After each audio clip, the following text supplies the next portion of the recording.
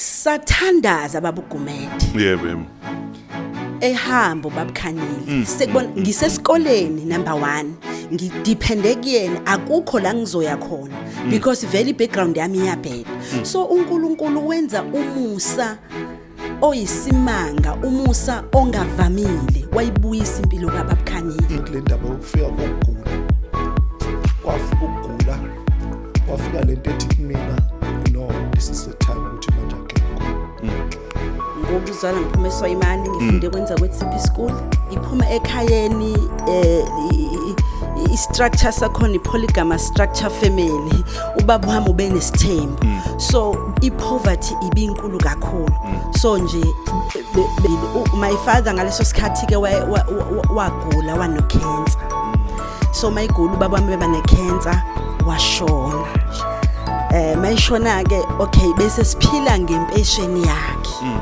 so mangena ayibo ngiyocleana ibhilidi ngaliklina ngebhilidi uNkulunkulu wangenzela umuso ukuthi ngizothi mangikhonjisa ukuthi okay mawasivuka la ekhaya kwenziwa nje kwenziwe nje so ngaqala ngiwusoma kitchen domestic worker earning 300 rand a month lethu selikhona lapha yasesenza imisebenzi sabona sesisebenza nodokotela abakhulu yes odokotela abakhulu who are supporting ibusiness yethu ngendlela emangalisayo so nje baningi ama-surgeon sisebenza kakhulu nama-surgeon sabona sesisebenza no Smith and Nephew sabona sisenza no Vetis sabona nje uNkulunkulu wasihlanganisa nema Destiny Helpers asenza ukuthi sifike la sikhona so nje yeah now we are running iqola ningi enama branch amathathu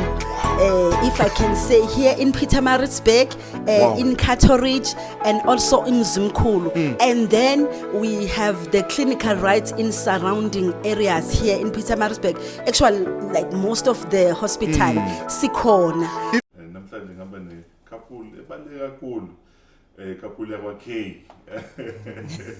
so senamukela senamukela kakhulu thank you so much siyabonga kakhulu kwamukeleka kuleli khaya let's hope uNkulunkulu kukhulu asazosiza sikufunde ngoba nathi khona esokuthola nje ukuhlanganyela nale family yakwaGumede siyabonga kakhulu thank you so much hayi kuyintokozo ziningi izinto uNkulunkulu azenza empilweni zenu kodwa ngizwe kakhulu impilo unkosikazi elode igcizelele ukuthi hey there's this couple that you have to meet mhlasimpe nje sesiqala sixoxa ijeni yenu noNkulunkulu iqalaphi mhlawumbe ngibingelele ke naku audience yakho ekhona la kwi screen sakho into yethu izaleke from ekukhuleni ekukhuleni noma ekutholakaleni kuba families esiphuma kuona yebo sizalelwe kuma families since thina we are originally eKZN so kuma families la khona izinto khona zenziwa zonke nje ukulo umntwana but ke kwangafana indlela esikhule ngayo uMrs Sikhanyile noMr Khanyile kodwa sithe sesibona ngesikhathi uNkulunkulu esenza isu lokuthi sihlangane sesibona ukusebenzela lokho esadlula kona ebuntwaneni bethu sikhula sezisifika manje ngelinye ilanga I hope kuyovela isikhathi where we'll just testimonies give a testimony nje for the whole journey umuntu through ekhula up until this time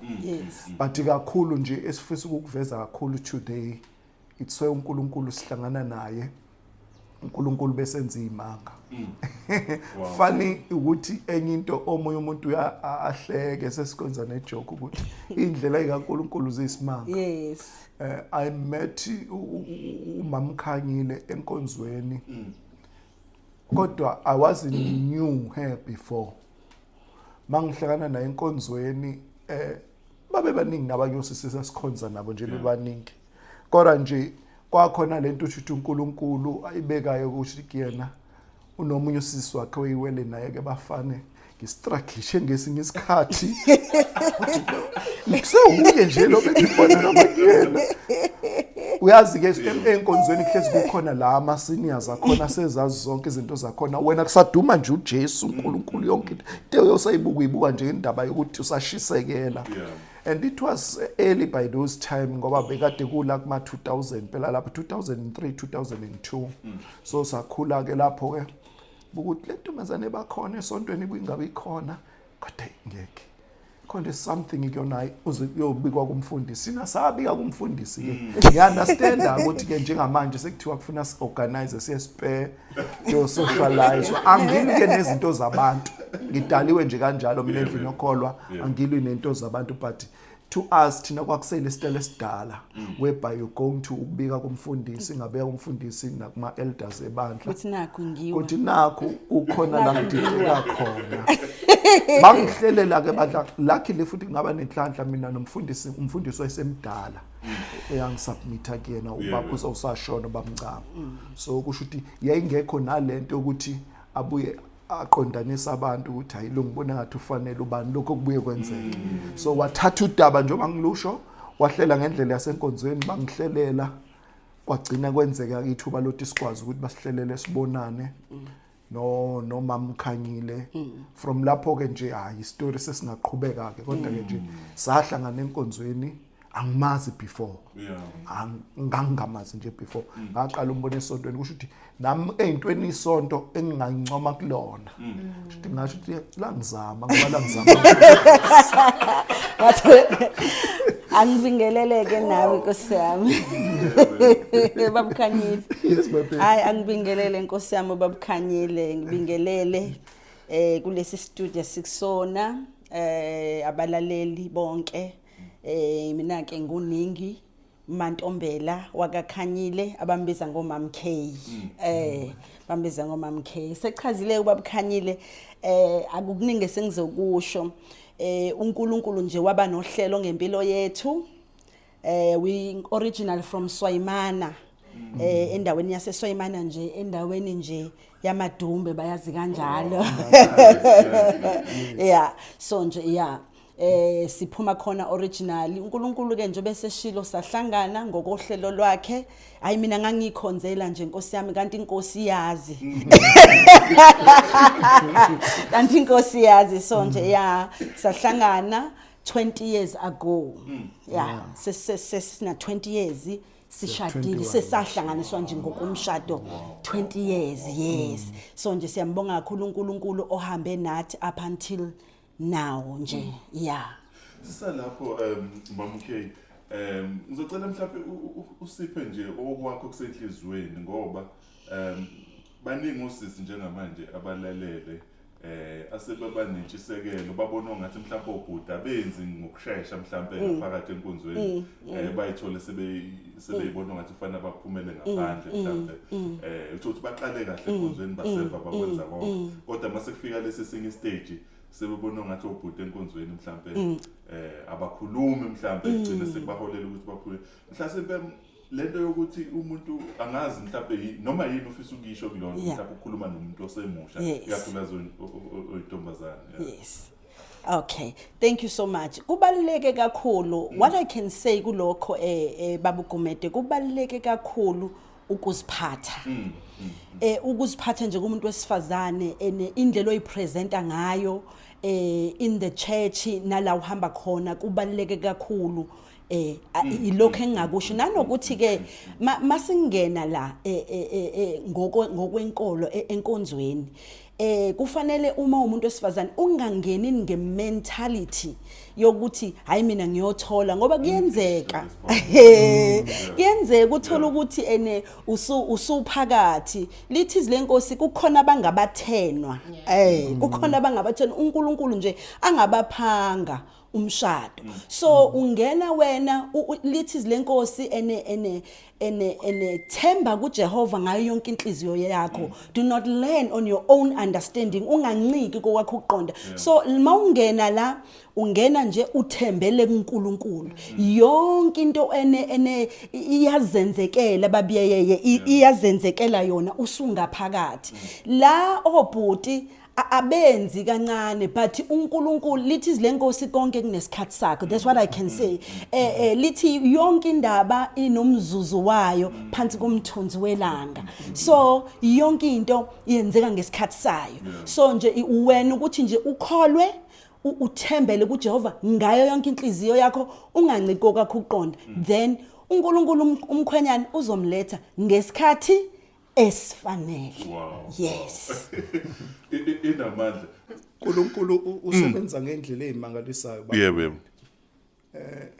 I think ukuthi ngenxa yesikhathi sakhe I don't know singakanani. Hayi khuleka. Ethatha nje umama ukuthi uyakhuthaza noma uyaqinisa abasha bethu besimama.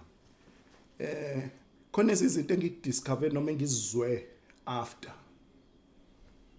Umama ayikuthi njoba ngangifika kumfundisi ngifika nesicelo sokuthi akangihlanise nomama kwase kukhona abake bafika kodwa izicelo zabo zangaphasa. Into ethi ngidlule kulokho it's because of ingqondo yami njengomuntu iyakwazi ukuqhathanisa okungcono nokungengcono. So mangibuka labantu ababesifika nezicelo nangalesa sikhathi engangikusona abantu ababe ngcono kunami ngokwempilo. That's powerful. But ngoba uNkulunkulu uneinhlelo zonke kwenzeka nje ukuthi kusho ukuthi kube khona into ethile ethi no this is not the right one kodwa kwaze kwafika mina. So ezinye izinto athi akufanele ukuthi sithule nazo uNkulunkulu ezenzile. Ngiyazi ukuthi sitha seyifaka kakhulu engqondweni lento ukuthi mangeke ngasho ukuthi uzophakama. Kodwa nje lokho nje ukuthi akwazi ukuyithiba angakhompete nabanye abangangaye nabancane kunaye abasebeshadile enkozweni engashadile. Lokho kwakusho nje something ngakuthi this woman she's special. Wow. Akuyena just any umuntu wesifazane. Wow. Thank you. Hey, ngiyabonga this is powerful. Kakhulu. Yazi ngikhumbula uProfeti Miyokhetha emadodaneni kaJesi. Uthi uMethu uyayitshena ukuthi ayilona ngoba emude eyisikhondla uzoba uyena bese yasho uNkulunkulu ukuthi angiboni njengokubona kwenu. You know. Kukaningi impela la uNkulunkulu makufunakala abantu abathile kuya ukuthi makukhethwe ngama accolades umhlaba. Uthothi uNkulunkulu yena ubona ngokwe future nangokwe vision. Khona abantu abakhethwa ngempela kwavungama inkundla ngoba bengafanele kanti bafanele ngoba lakiwa khona uNkulunkulu usebonile yena, you know. Mhlasimpe nje salapho Mam K kusisa kulowo mongo lo ukuzama ukukhuluma izinto ezihamba nobuhlakani bukaNkulunkulu ukuthi uNkulunkulu asiphe lobuhlakani bokwazi ukubona ukuthi umuntu ebukeke mhlambe ngaba ama finances ngaba izinto ezithile abukeke engekho qualified at that point in time. Kodwa because uNkulunkulu lezinto usuke seyibekile kuthina ukwazi ukuyibona lonto emntwini you know mhlambe if you can share on that because that was not a coincidence. That means khona wisdom uNkulunkulu ayiseyibekile kuwena yokwazi ukubona izinto. NaGideon makuthiwa qhawe linamandla azibuke yena abuke la khulela khona azalelwa khona abe ne confusion ukuthi why ngibizwa ngeqhawe linamandla ngibe ngingakaze ngilwe kanti isibonakele lento uNkulunkulu ayifakile, you know. No ukuphendula lapho lithi izilenkosi uNkulunkulu ungumoya nabakhuleka kuye kumele mabakhuleke ngomoya nangoqiniso. So what I can say kufanele uhambe ngomoya whatever okwenzayo uma ungumntwana nje kaNkulunkulu ungahambi ngenyama kakhulu kodwa uhambe ngokomoya ukuthi umoya uthini ngoba uma uhamba ngokubuka njengoba seshilo nje babugumede ukuthi lapha ya ngesikhathi ngesikhathi kugcotshwa uDavid uyabona wayibuke kuEliyabe efanele.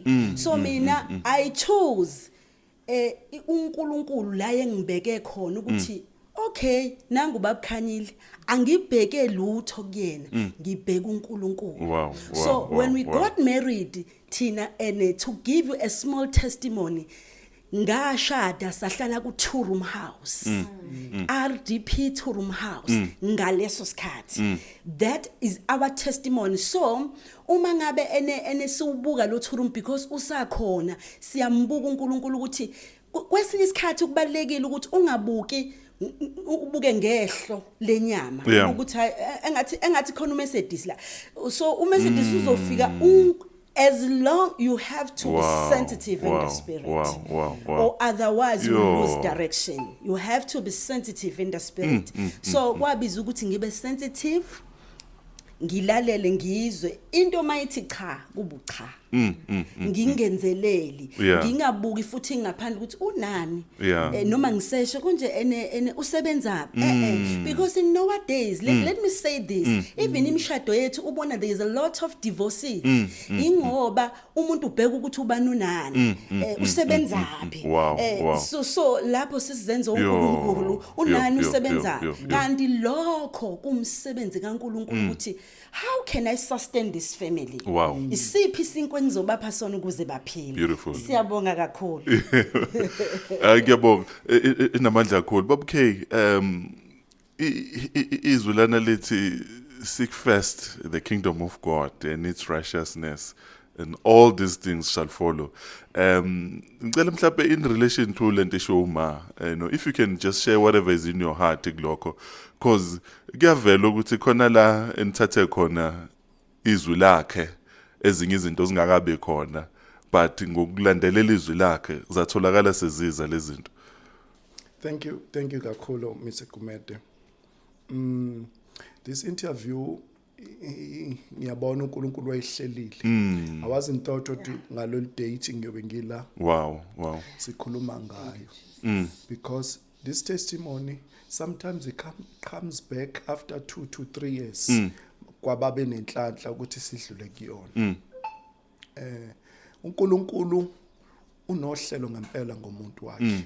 Ngoba njoba ngisho ngithi ukwazana, siqala ukwazana oba sesibonana endlini yokukholwa. On the side of her ekade sadlula nje uMamkhanyile, I'm coming to my side. Benama prayer warriors akade stick kuona. Omama abadala babuka intombazana encane banentshisekelo yokuthi sifuna ukuyigona lengane esiyikhulise spiritually. Akho konke nje ukufesene nomntwana omusha. Lo mama akwayingakhonzishe ebandleni lethu. I remember ukuthi nasemshadweni wabakhona ngabe sengimazi nam from lapho ukuthi lo mama nje walemsinga kodwa wahlangana nonkosikazi bazana khona la edolobheni wamzala. So wayesemfaka ke lezi zinto eziyimpande.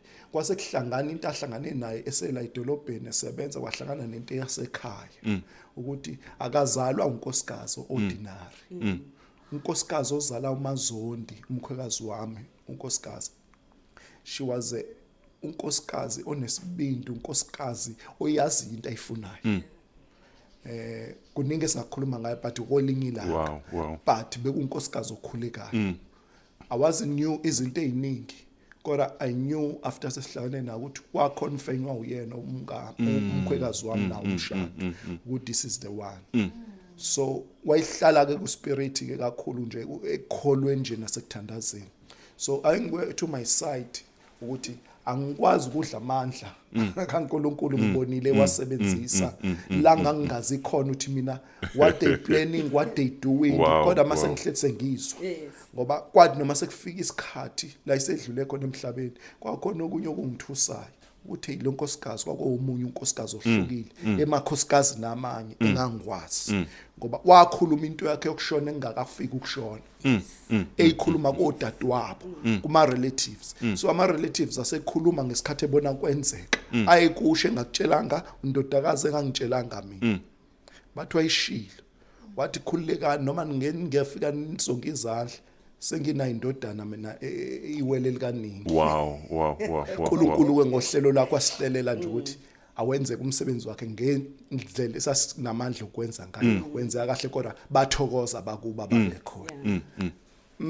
On my side there's nothing engako kodwa enkulu kakhulu kumini ukuthi uma kufika isikhathi sokuthi umuntu uyinikele ekuthenini kuJesu akholwe, kufike ngesikhathi khona la uNkulunkulu kade mlanda isitha sithi sibaleka nasifuna ukumqeda ngokwempilo.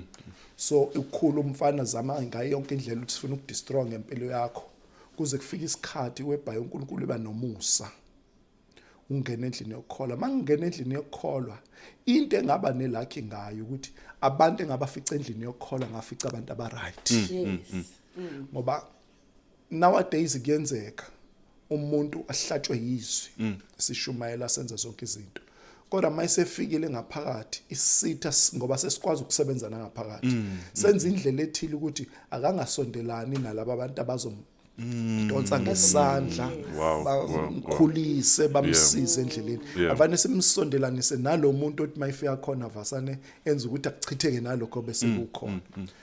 Mina unkosikazi wami ngangeke ngicele kubaba umfundisi ukuthi ngipropose yena if ukuthiwa ngaya enkonzweni kungakabi isikhathi ngoba ngisho mina engangisondelene nabo they never say izinto eziningi kodwa babebuka phela ukuthi basiyazana sihleli ndawonye sithandaza ndawonye senza zonke izinto usho ikhona lento yokuzwelana ukuthi engathi engakathola unkosikazi naye ongekho kakhulu lapha kodwa uthanda ukuba kwimiddle class ongcono ongconywana. So kodwa uNkulunkulu wenza ukuthi ngingaboni kwadiscover sengishade esho ukushada ukuthi lo akaboni lutho sasilo sithi yamdudula semdudulela ngapha kungenzeki.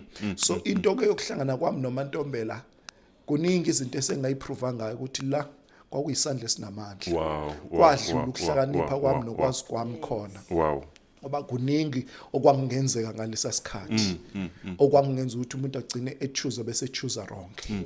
But kodwa uNkulunkulu wangenzela umusa ke ngokuthi uNkulunkulu onenhlelo ngomuntu wakhe wenza ukuthi no asihlangane noMantombela sizoqala uhambo ngoba uhambo kahlahle saliqala thina after sesishadile ngomhla 14 May ngomhla 15 sase siqala uhambo ukuthi uNkulunkulu wayenohlelo oluhle ngathi saliqala lolu hambo namanje sisalihamba siya ku 21 years manje sihamba ndawonye. So uNkulunkulu asikwazi ukungabonga amandla akhe lapho siyabonga. Wow, that's beautiful.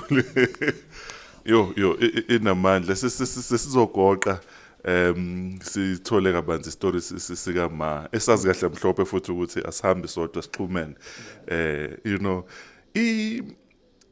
iBhayibheli lithi we are in the world but not of the world, you know, okusho ukuthi siphile emhlabeni kodwa sibona bomhlaba, you know. Khona ama principles uNkulunkulu asinikeza wona kwesinye isikhathi uthola ukuthi umhlaba awuvumelani now, you know.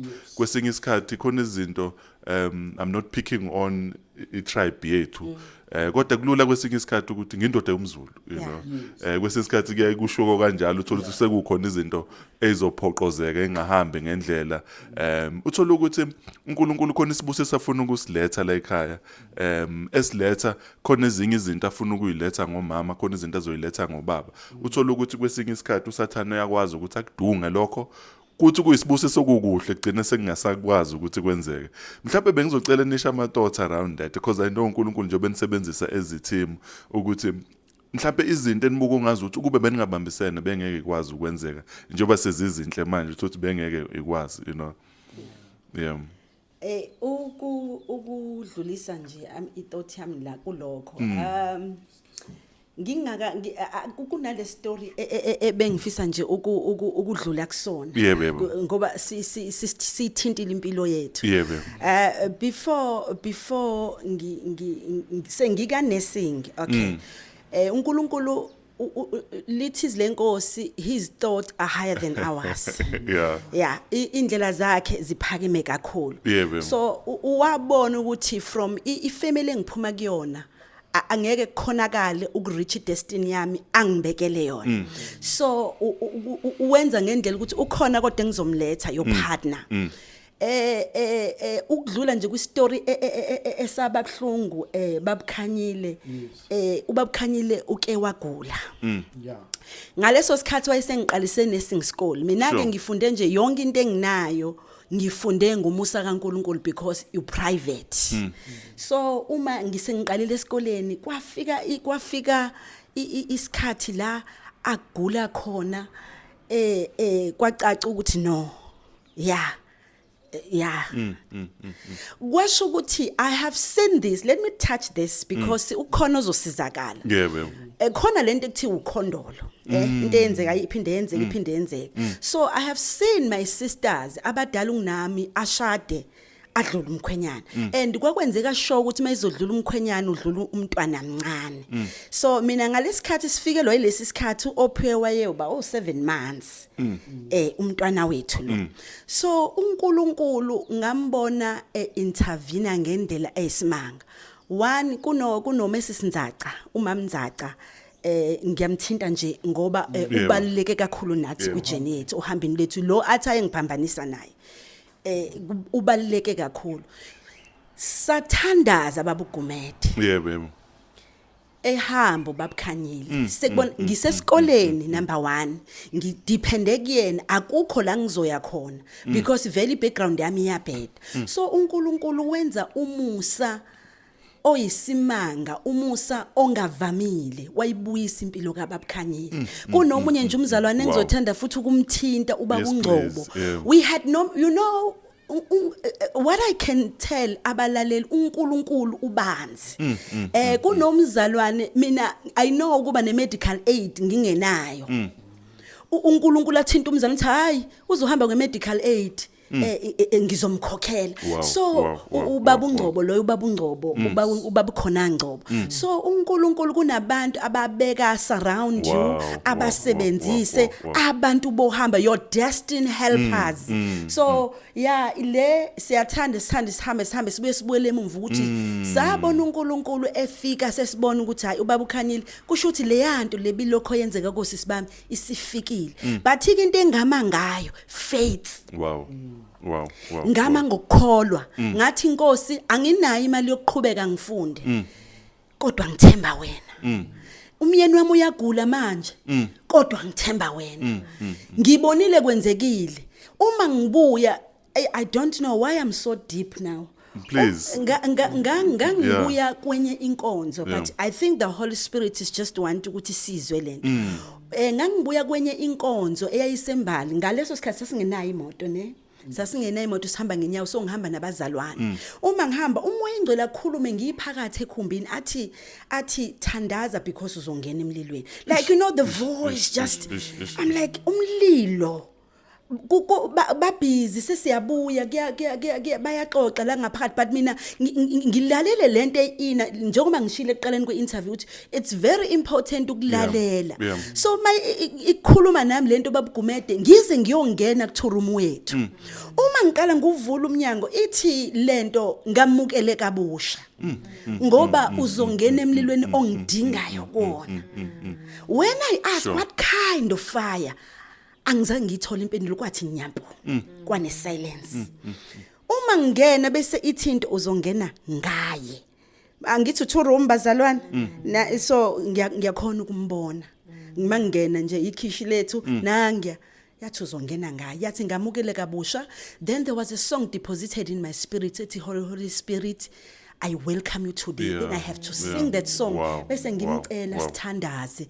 Ngingamtshela imessage yokuthi khona la siya khona. Before agoli ngingamtshela ngisho ukuthi nje hayi ngicela nje sithandaze. Then wavuka saguqa phansi sathandaza. Shuthi sayinqoba impi yethu. Ngacisho ngamluza ngingakalihambo uhambo. Siyabonga. Wow.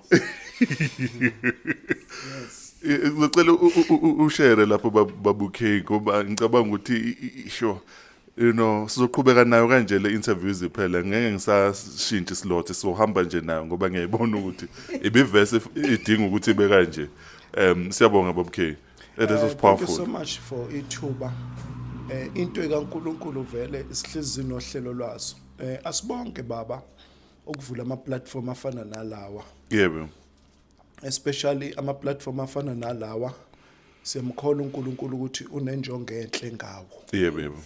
Akusikhona ukuthi khona abazohlasela abanye nokuthi khona abangcono kunabanye nabanjani but it's something kwesinye isikhathi ngenxa yobumningi bethu abazalwane akubona bonke abothola ithuba lokuthi bathole ithuba Yebo. bame laphana kwipodium badlulise whatever uNkulunkulu abenzele khona.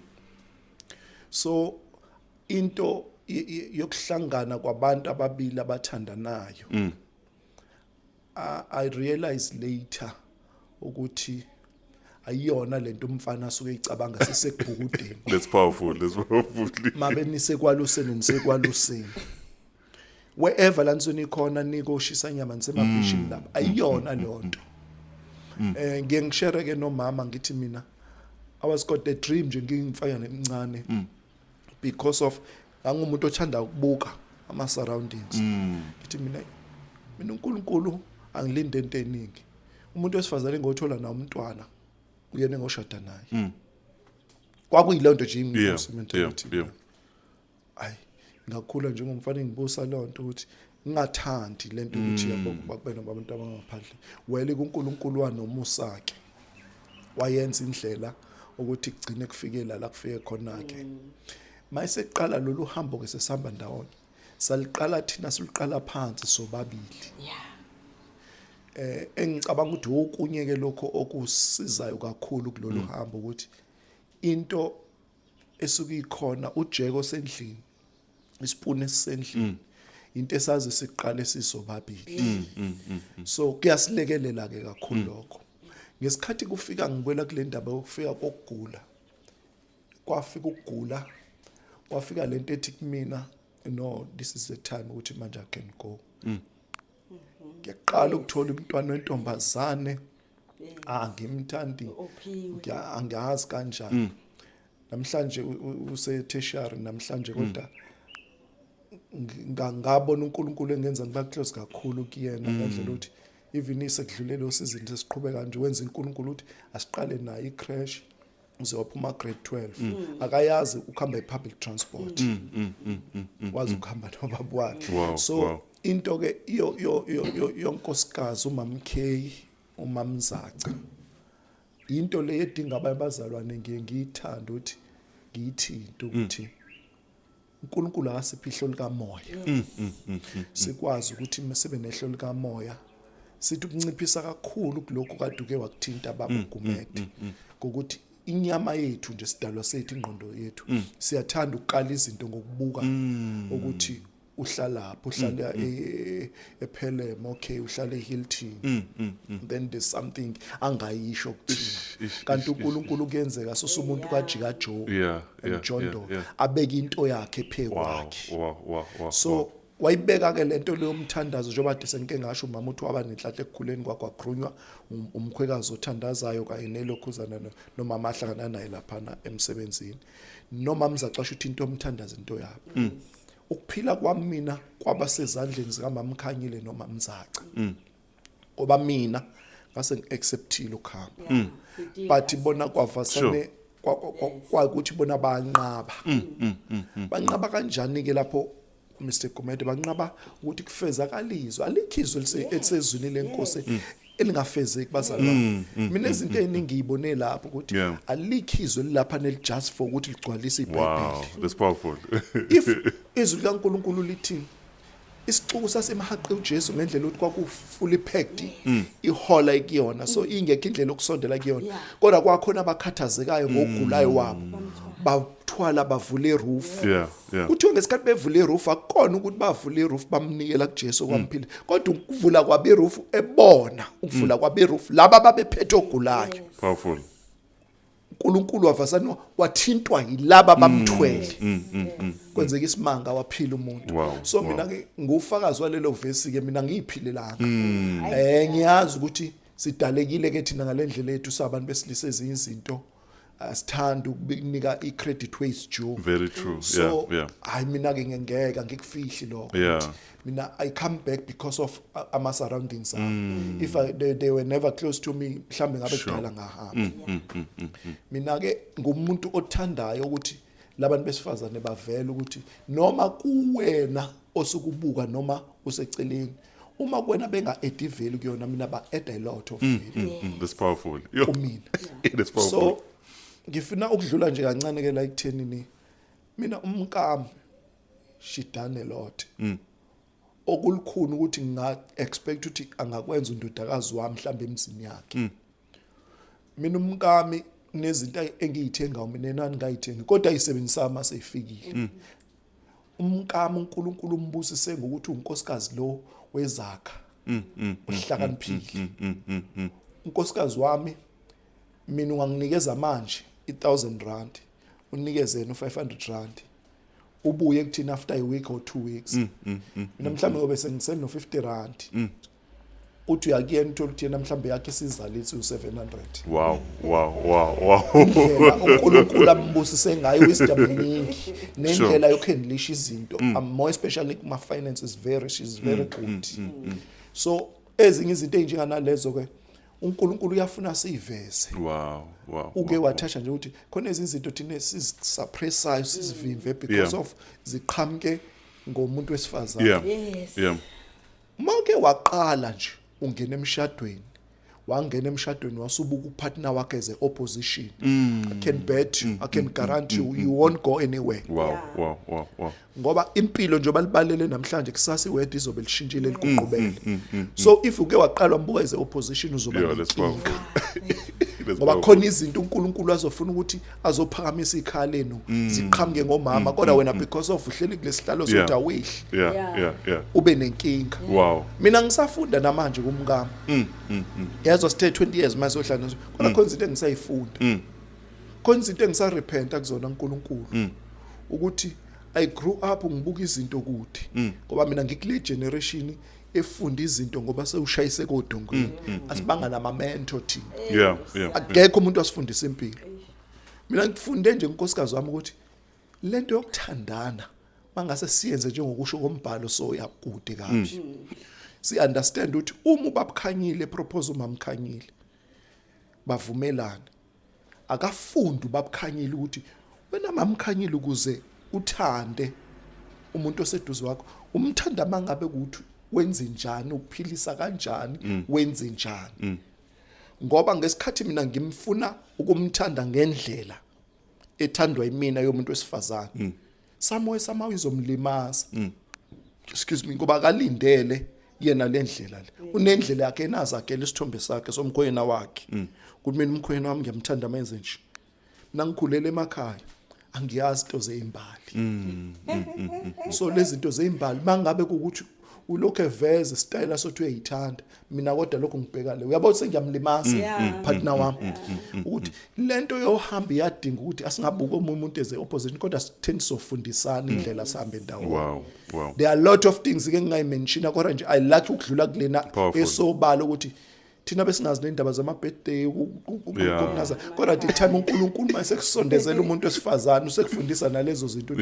kunama special day la kufuna khona nje ukuthi umtreat utholibo awukwazi ukukufunda lokho bangabe ukuthi uhleli lephezulu uzogibela kanjani esekwena so uyadinga ukuthi nibuye nibe la kwe common ground wow but nje uNkulunkulu ngiyambonga kakhulu ngokungihlanganisa nalo mama olunye usuku liyohleleka sikwazi ukuthi kwesize futhi la kaGumede ukuzozwa nje ngohambo ngoba phela umuntu njengobela uyahamba ngomsaka kaNkulunkulu mina saso5 ku number 4 kwethu kodwa basekho bonke laba sengingedwa sure ngibuka umusa kaNkulunkulu nalapho kodwa it's another day story leyo oyithola nje yohambo sesiyenza for ukuthi uhambo likaKhanyile umuntu mhlawumbe khona lomenzela khona amen wow this is loaded. This is powerful. I think we are almost halfway through now. We are halfway through. Ngicela mhlawumbe sishiftele kulesi story manje because ngoku understanding yami uke waba kwi nursing but before in nursing there was another. Ngicela mhlawumbe nje usithathe lapho ukuthi what was happening and how did you shift from that to something else? Kahle njoba bese ngishilo ukuthi ngokuzalwa ngiphuma eSwayimane ngifunde kwenza kweTCP school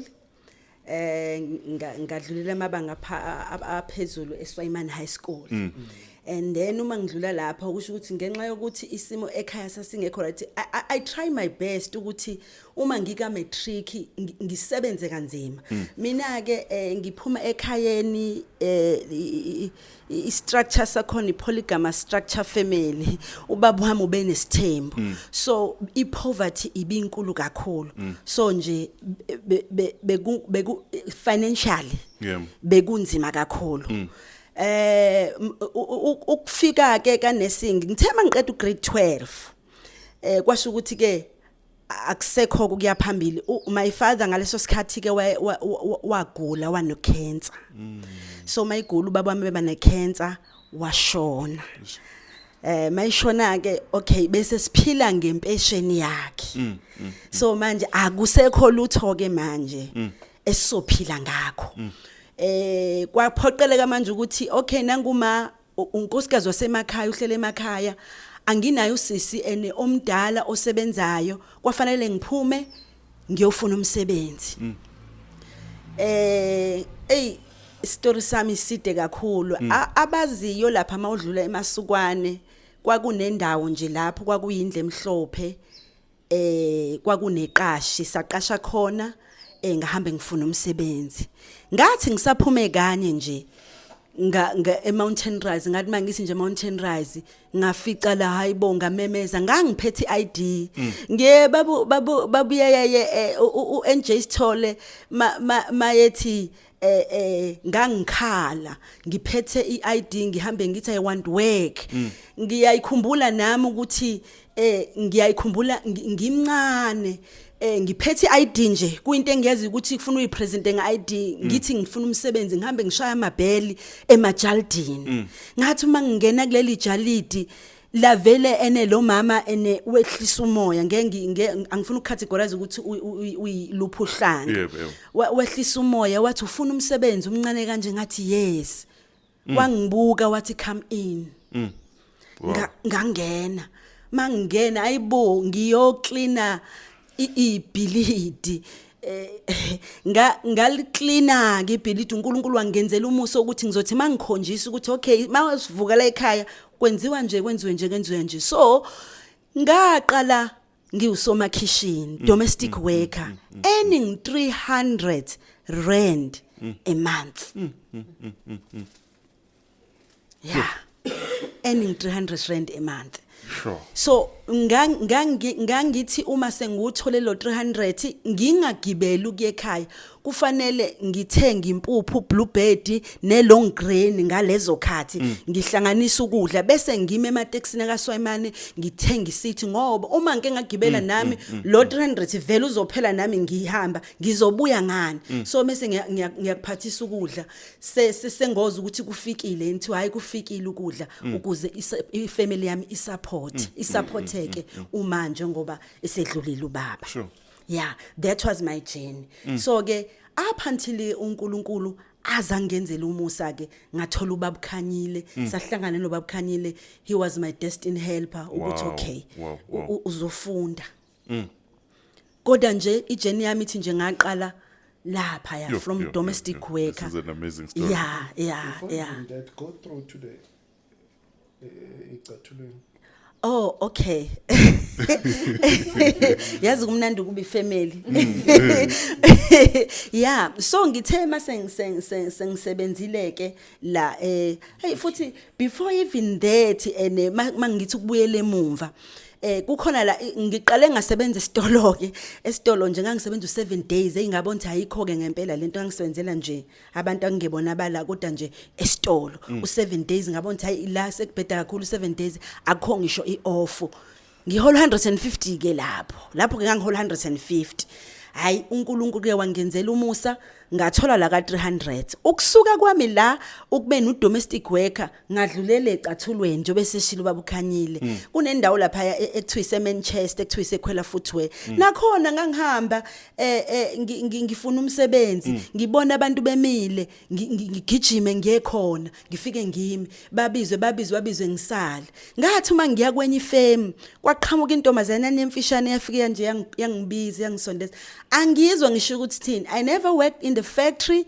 ngiziphumela lapha ya ekubeni udomestic worker mangifika la lentombazana hayibo ithi khona umuntu ofunakala ngingayizwa kuduma imishini ukuthi kufunakala kuqhamuke lo osezoqasha hayibo ngabona nami esebethi ngena ngaphakathi mangifika la yabo I want to emphasize this. You must pray for your destined helper because uNkulunkulu wangihlelela lentombazane ukuthi ngingene ngaphakathi angikwazi ukwenza icathulo yafike yangenzela beka kube ngathi mayidlulo uyiboss la ibona ngathi mina engenzayo la insolo yami bone ngathi mina engenzayo kwazi kuyalunga sengiyakhona ithweke la ngaqala khona ukuthi okay ke sekungconywana ke manje seku 300 a week yeah improve kanjalo isarara yeah sure that's amazing so Mr. Sakho siyakuveza ukuthi umuntu oyikhandlayo umuntu ongachuzi makuvele opportunity you jump in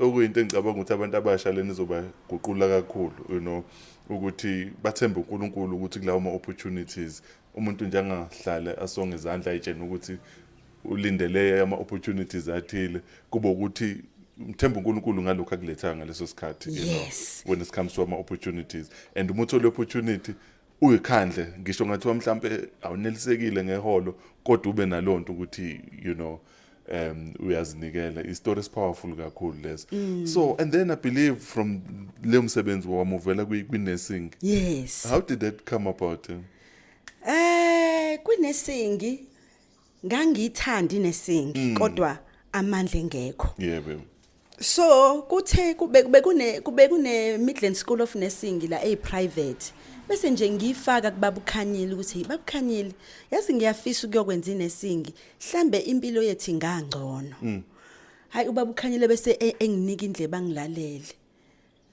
uNkulunkulu wenza umusa kwakhona omunye umntwana wakaNdlovu kuthiwa uKhombo ayi wathi hayi kulungile ngizokutshela mase ku-applya wahamba waya khona weza ukuthi ku-applya nini ubaba ukhanyile ngaleyo date ke yokukhokha ama deposit ubaba ukhanyile sabona sekhokha i deposit naye ayi ukuthi kukhona okuthile okubambekaya nakho kodwa uzama kulokho okuncane usasho nje usasho lento abantu abasho ukuthi ene shine in your corner noma ngabe ulaphi shine in your corner uNkulunkulu ngelinye ilanga uyohlala kanje kuma interview kuthi ufike kanjani because ene nathi kube njalo nje wakhokha i deposit babukhanyile wathi hamba uyofunda ile process ke ukuthi sivele segula kawo sengiqalile esikoleni manje awunakho manje nafuthi sakho so isithe sasizama ukungidistract ukuthi hayi ungaqhubeka kwasho ukuthi mina ke I'm a fighter I'm a fighter nje ngikholelwa emthandazweni kakhulu ukuthi ene umthandazo uyaguqula because uyasiguqula isimo somuntu ngiphinde ngikholele kutheni fight ilwele into yakho up until uzuphumelele kuyenzeka ukuthi abantu bangakunaki babugumede uthola ukuthi nje uyazama in your corner unakekile shine wow mema uNkulunkulu pray for your destined help up until so ngaqhubeka kanursing ngaqhubeka kwaze kwakuningi kakhulu hey mhlambe it's a story for another day but mhlambe idificult nje is like 15 sure because I remember now I'm pursuing my masters. I'm pursuing my masters and looking forward for my PhD because I want to leave this legacy. I want to leave the mark ukuthi uNkulunkulu can turn domestic worker or umuntu okhule kwifamily ebeyaziwa abantu bonke ukuthi yahlupheka namhlanje uthola ukuthi kunama families that are depend kuwena ukuthi azohla ube nabantu abasebenza ku and lokho humble beginning it helped me ukuthi ngikwazi ukuthi uNkulunkulu mayisengibeke la ngikhona ngikwazi ukuphila nabo because ngiyakwazi ukuba phansi usho njalo umpostoli Paul ngiyakwazi ukuba phansi ngike ngabe udomestic worker which means ngangeke ngimboka ukuthi umama wakhona wenze njani masivuka uthini kumina ngafunda ukuthi okuhle lokho okubi lokho kuphikisana nabantu umuntu mayekusebenzela kufanele ungakwenzi lokho so I learned a lot humble beginning it help kwi journey yami kakhulu njengoba isi unfoldekile It's amazing mamkhe usalapho kwi-humble beginning ukuthi abanye kuyabalimaza lonto ukuthi ukhulele emakhaya ugcine sekuba i-hindrance manje ukuthi ayinyeze Yes. ngisho kuvela amathuba ayibone ikhona into angayenza kodwa abone ngathi ayi you know ayikho mhlawumbe into angayenza abone ngaleyo ndlela you know. Yes. Yeah, mhlawumbe if you can maybe share on that because kwesinye isikhathi abanye abantu kuyabagqilaza lokho you know. Yes. Ukuthi agcine seyinyeza ngoba mhlawumbe ukhulele emakhaya uthola ama opportunities akhona kodwa angabe sawamukela. Uyabona nje what I can emphasize ukuthi ungabheki ukuthi ukukhule kanjani but Yeah, look man. forward la uyakhona. Yeah. Fayithela idestiny yakho yokuthi uya kophi because njenganami if I can say nje ake sikhulume ngeEnglish because ngifunde emakhaya yonke into yethu isiZulu laphana. Ngithi ngithuka sengikodokotela sengikonesi how now medium of instruction la sekukhona English but angizange ngize ngibheke ukuthi ngiphume kwenza kwethu ngalwa ukuthi ngisho ngakuthiwa ngifika ngihlangana nabantu asebe abafunde ezikoleni multiracial school but I'm here I'm representing uSwayman I'm here nami ngizotshela ingane yasemakhaya ukuthi ungasuka emakhaya na ungazibona usuhleli nabafunde ko girls high or wherever uphume kwenza kwethu CP school so yeah unganyezi ukuthi ibackground yakho uphuma kuphi sebenza kanzima my secret motto or that was just published philosophy it's the sky is limit so sebenza kanzima uzofika uNkulunkulu la ethe uzofika khona yeah enye ngiyabonga kakhulu inamandla siyaqhuquzeleka kakhulu and yeah I can't wait to watch this one sengirelaxile sengithola this benefit enye lana ngiyathola ukuthi from nursing uNkulunkulu waqhubeza futhi wayaphambili and then ngicabanga ukuthi ile field osukuyo manje yes would you please kindly share usitshene kabanzi ukuthi kwenzakaleni ukumove from nursing to nokuthi wenzani njengamanje ngoba hayi ikitazumpilo nobusuku leyo nkosikazi yebo so yeah ngaleso sikhathi ngangiustaff nurse njoba ngishilo ngathi kubalekile uma ukholwa umoya ongcwele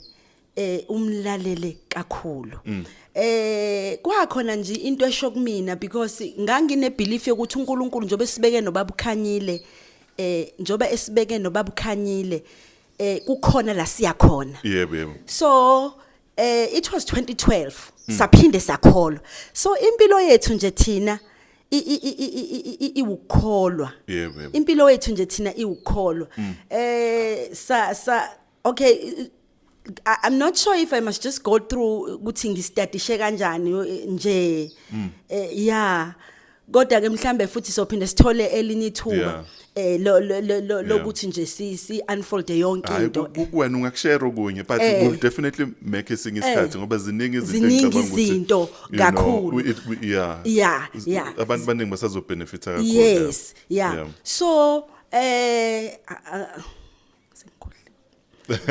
yeah no bebe busasichazela kabanzi ngokumove from nursing to ile department okay yes so it was 2012 sa register icompany uXNN uxola ningi these are a combination of two words ithi xola of which is xolani ubabukhanyile ningi so uxola ningi a private company then uthe uxola ningi ke mayisezalwa ngo2012 senza nje ngokukholwa sambona uNkulunkulu futhi ephinde eqhubeka futhi khona kuyona lento yethu kodwa sanganaka up until 2023 la uNkulunkulu asebenza ngendlela emangalisayo sagcina before nje sifike lapho sike sasebenza ndawonye sigcina sisebenza as a family so before sifike lapho siqale sasebenza nje naye ubaba ukhanyile sidayisa amadumbe angithi ngishilo ngathi siphume eSwayimani yes so sidayisa amadumbe siphume ngemoto ubaba ukhanyile ayithengile yayilingana nami ngeminyaka abanye bazohleka iminyaka yayilingana nami siphume ngayo sidayisa amadumbe nje le collaboration yethu nje kade sayiqala so namanje uma sesiqala sivula icompany ithinta kubu XNN this is a combination of two uningi noXolani so isayiqala kanjalo yasebenza inkampani yethu yasebenza abantu uNkulunkulu sibona ukuthi no useyasikhulisa wasikhulisa kuThixo sayibona sesingena kuma private institution kuma hospitals sabona nathi igama lethu selikhona lapha yasesenza imisebenzi sabona sesisebenza nodokotela abakhulu yes odokotela abakhulu who are supporting ibusiness yethu ngendlela emangalisayo so nje baningi ama surgeon sisebenza kakhulu nama surgeon sabona sesisebenza no Smith and Nephew sabona sesisenza no Vethisi sabona nje uNkulunkulu wasihlanganisa nama destiny helpers ene asenza ukuthi sifike la sikhona so nje now we are running iXolaningi nama branch amathathu if I can say here in Pietermaritzburg in Catteridge and also in Mzimkhulu and then we have the clinical rights in surrounding areas here in Pietermaritzburg actually like most of the hospital sikhona if mhlambe sorry to cut umuntu nje mhlambe ongazi yenzani iXolaningi mhlambe iXNN just paint isithombe okay iXNN i private clinic see private clinic it's just a private clinic grant u Department of Health grant u Department of Health nje iyaziwa ka department so yes so iXolaningi iclinic kakhulu sifuna ukufinyelela kubantu aba underprivileged nabantu abangenayo imali so si private clinic esiza kakhulu umphakathi wakithi abantu abamnyama I did further even ama studies baba uGumede up until ngaze ngaya ku diabetic educator ngangena nga specialize ngowundi because I just identify gap in the market ukuthi here la abantu they go through ama surgery uthola ukuthi umuntu ulost ilimbu kanjani so that's where I found ukuthi okay mina ngangizalela ukusave impilo zabantu so nje so iXolaningi yenza konke antenatal visit o ultrasound isizo mama but nje kakhulu we are focusing lapha ekusaveni ama-limbs nibonile udiabetes isona sifo esilidayo othola ukuthi abantu banqanyula imilenze abantu ene bayashona so I just specialize on that ngathi no there is a gap here abantu bayaphela abantu balosa amalimbi kubhlungu ifamily uyabona ubaba wakhe akase ngathi no ngase ngacela I pray for special anointing ukuthi uma ngike ngafika lo muntu lo ngiyamsave beautiful wow no angikhathi so nje iXolaningi nje yabo ukukhuluma ngayo ipassion nogozi lighter up you know so nje enenganakho ukuthi no ngeke kubhlungu ukubona ubaba wakho kade ephila sekuyaba how down the line ubaba wakho senqunye imilenze yombili konje singenza kanjani so ngayenza lento ngaze ngarecognize ama surgeon ukuthi makafika kuba khona into eyenzakala so ngingena etheater ngingene phakathi mase ngingenile phakathi nesurgeon etheater ngithi nje uNkulunkulu just embrace us ngegrace sinama testimonies abantu abasaveka imilenze yabo abantu abasave abanye basibona ko social media bafone bekude bathi ngisendaweni ekuthenini I need your help even we just started that side ka Dr Mankahla because abantu ba on need bayashona udiabetes awucontroleki so ngathi no ake uNkulunkulu I prayed ngathi uNkulunkulu ngicela ukhiphe engazalelwa khona because I want to die empty. Angifuni ukuhamba ngowisha abanye abantu ukuthi khona owaze washona ngamthintanga ngayikhulekela lento. Ngithe uma sengiyidentify ngayithola emthandazweni. Ngayithola emthandazweni ukuthi okay uNkulunkulu ungiphile la ngabese ngayenza ngenhliziyo yami. Nje inhliziyo yami ikhonaekusize nje umuntu omnyama because ngiyakwazi ukulamba, ngiyakwazi ukuswela, ngiyakwazi ungabi nalutho ungafinyeleli. So mina ngikuleso space sokuthi akekho umuntu omnyama ongeke akwazi ukulithola usizo mangikhona.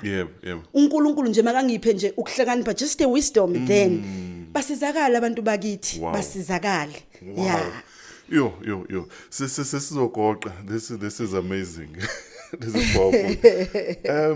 Ngizofisa lana ukuzwa ama-thoughts akho kulento because abantu abaningi abalimaza uthola ukuthi unayo lento enhlizweni but ukusaba.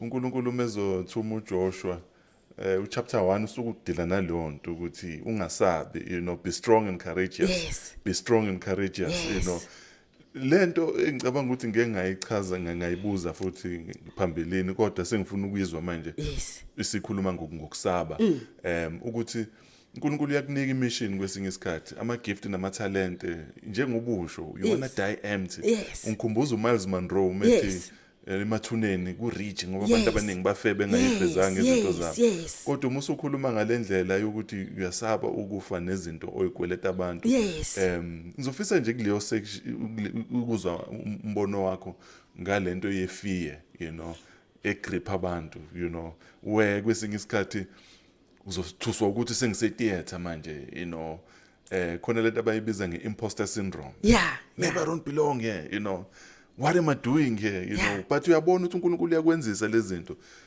ubuka ibala lakho kwesinye isikhathi kubo ngathi manje usubona ngathi oSmith nobani kufanele babe kulezi indawo uNkulunkulu akuthume kuzo. Just your thoughts around that because ikhona ingane esemakhaya njengamanje uNkulunkulu uyifakile lento ayifake kuwena but khona lento kuzenyeza nefear, I'm not good enough kwesinye isikhathi, what I can say ukuthi kufanele njengoba usushilo lithi lenkosi ungesabi. You need to pray. Ikhulekele nje fear ayiveli Thixo ayiveli Thixo ifear nje ukusaba akuveli Thixo uSathane usuke efuna ukukuphazamisa usuke efuna ungafiki la kufanele ufike khona. So ifear ayiveli uyabo mina ngingena lutho as I said ngiphuma ku room ngangithi mangingena kuma student ngingene ngathi ngiphuma ku 10 room namanje ngithi ngingena ngifika bebalela imhlophe ngifice lo liyahlangana lo liyahlanga ngingene ngithi I'm here ngiphume kwenza kwethu CP school ngiphume eSwayimani ngizodeliver uNkulunkulu anginikeze kona. So kufanele ukuthi ungasabi uthemba uNkulunkulu lithi as I said themba kuJehova ngayo yonke inhliziyo yakho. So kufanele umthembe uNkulunkulu wherever even if I can quote even ngizoba nama meeting no CEO I just trust the Lord. And bese ngithi I just pray for special wisdom. Angithi ngine limitation. Angithi ngine limitation ngenxa yokuthi ngizale ngiphume emakhaya mhlambe even ibackground yami iyangilimita kodwa mase ngifika la ngithemba uNkulunkulu ngingena ngithemba uThixo ngingene ngibrave ngithi no let me embrace uNkulunkulu angiphe kona. As I said, die empty. Fight for your dream. Hey, die empty. Unga owisha abantu izinto kwakufanele uzenze. Kunabantu esengibathintile and you know what? Uma ngabe wenze kahle uyosho njengompastor Paul uyolala. Uyolala uma wenze kahle wabasiza abantu. So now even ngiba too much busy because I am too much busy ngibusy kodwa ngiye ngithi inkosi ngiyabonga because ngenza into engangizalelwe yona and kufuna ungasabi ifie nje ibeke eceleni ukuthi ufunde phi unga describe ipoverty ophuma kuyona looking forward ukuthi wena ungubani njengoba namhlanje sila sikhona sometimes mina ngeke ngisebona nokuthi ngusomabhizinisi because unakho nje lokho ukuthi hey sengifikile kanjani ikhona leyo nto ethi nabantu abahlangana nawe ukuthi how usolana kanjani they ask themselves ukuthi ufike kanjani ukungasabi ukuba brave ukuba consistent resilient ubi trailblazer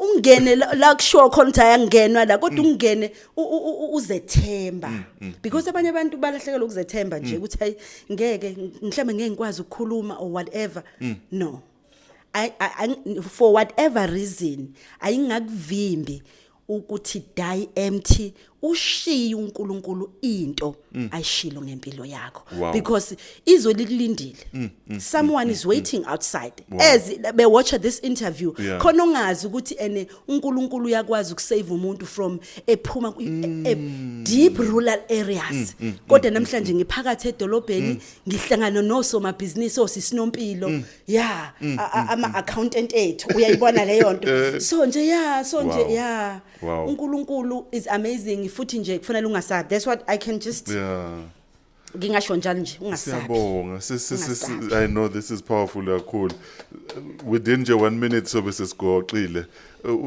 iBhayibheli lithi when uDavid sevile uNkulunkulu in his generation he died you know okusho ukuthi uNkulunkulu asanengisha isikhathi sokuthi le generation esikuyo njengamanje iyasidinga and lezi zinto esiphathiswe zona ezale generation this has been amazing Mpilo I'm not sure if khona umbuzo ufuna ukubuza noma any comments before we conclude angina umbuzo ngifuna nje ukubabaza ukuthi Mam K you are so amazing and your humility before ngikwazi you never said Nompilo you must listen to my story I just stumbled into your story and siyabonga ama couples afana nawe no Bab K uthande esilibonayo kunina 20 years later as young couples siyabonga ukuthi niyakwazi ukusifundisa ubab K isitshengisa ukuthi uKristu ulithande kanjani ibandla sengathi ningaqhubeka nithandane nikhule njengomndeni uNkulunkulu anibusise siyabonga nokuthi ni share nje story senu nathi kuyisibusiso ukwazana nje nani that you just nje no lokho esikwaziyo bengazi nokuthi uyitwin but namhlanje ngifunde kakhulu kule interview siyabonga uNkulunkulu thank you mhlawumbe abazodinga unqhumo ukuthi banganqhuma kanjani kephi okay yes. sinama rooms la ePMB ku Chapel Street u171 Chapel Street sine XNN as I said XNN private clinic ilanje ku Chapel Street and then also in Cathoridge Hospital and also at Umzimkhulu lapha ya kwi medical center Dr Mankahla Medical Center we have rooms that we are consulting there and also kuma social media sikhona XNN Wellness Clinic TikTok sikhona ukhona uningi Mantombela Khanyile lapha ya ka Facebook the numbers zethu zikhona should you want to ask anything nje kodwa nje kuyahambeka wow siyabonga kakhulu ubaba sengasigoqela but this is beautiful ngizowafaka nama contact details eni la iscreenini siyabonga kakhulu yebo thank you for each Bosphelo nabab Gumede yebo Mam Gumede we thank you siyabonga in closure asibonke can we read lapha Colossians 2:6 and 7 this lady ehlele duze kwami umam Khanyile bab Gumede yebo isimanga sikaNkosikazi beziveza just sesiyavala asabuyele emuva she started lapha as ku2 years staff nurse wakhula waya ku4 years wakhula wangama waba midwife wahamba ufunda eHoward College UKZN ukwazi ukusihlola ingqondo esibuka athi wena no ingqondo yakhe ngazuthi ilekuthile psych nurse she's a psych nurse into ke ekuyiyona azikhethela yona noma ithandayo it's an ICU nurse this one. Cardiac. Besebenza Cardiac. enhlizweni la kuthiwa khona ise cardiac ICU. Wow. Specializer lapho. Kodwa ngoba uNkulunkulu uneyinhlelo zakhe wamsusa khona kwa cardiac wathi ake emshift amfocusise ngalotho azo specialize ngowound. So ingqondo yami ke umuntu ithi ungasuka kanjani eLincoln uthi ufuna ukuyohlala embali. Ngoba it's like mawususuka ka ICU cardiac usuthi wena ufuna ukuyospecialize ngeyilonto. Ngisho ocolleague bakho bakubuza ukuthi isithini shi ICU uyalapha elondeni kodwa uNkulunkulu mayinento ethile ayibekile uzoyishiya le ebukeka kubantu inkulu inhle wena uye kule yakubizele kuyona and ngufakazi kuloko uNkulunkulu usasenzela umusa ngendlela eyisimanga kulomsebenzi nje esiwenzayo namanje uNkulunkulu uhamba nathi umthwele la isandla sakhe sike sathinta khona uNkulunkulu usakungenelele. This is powerful. Sesivala nje sivale ngevesi sithandaze sibongo ithuba. So then, just as you received Jesus as Lord, continue to live your lives in Him, rooted and built up in Him, strengthened in the faith as you were taught, and overflowing with thankfulness. Amen. Amen.